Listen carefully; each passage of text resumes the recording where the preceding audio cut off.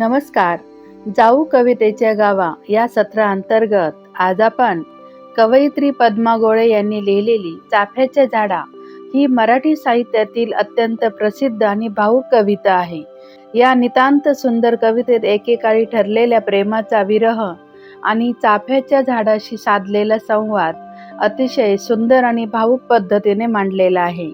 तर ऐकूयात पद्मा गोळे यांची प्रसिद्ध कविता चाफ्याच्या झाडा.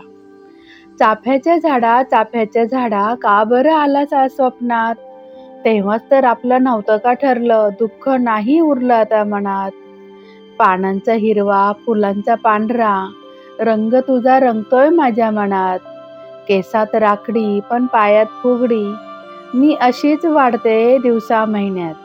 चाफ्याच्या झाडा का बरं आलास आज स्वप्नात? तेव्हाच तर आपलं नव्हतं का ठरलं, दुःख नाही उरलं आता मनात. कुठं नाही बोलायचं, मनातच ठेवायचं. फुलांनी ओंजळ भरली आहे ना, तुलाही कळतंय ना. हसून सगळं विसरायचं ठरलंय ना. तर मग चाफ्याच्या झाडा का बरं आलास आज स्वप्नात? तेव्हाच तर आपलं नव्हतं का ठरलं, दुःख नाही उरलं आता मनात.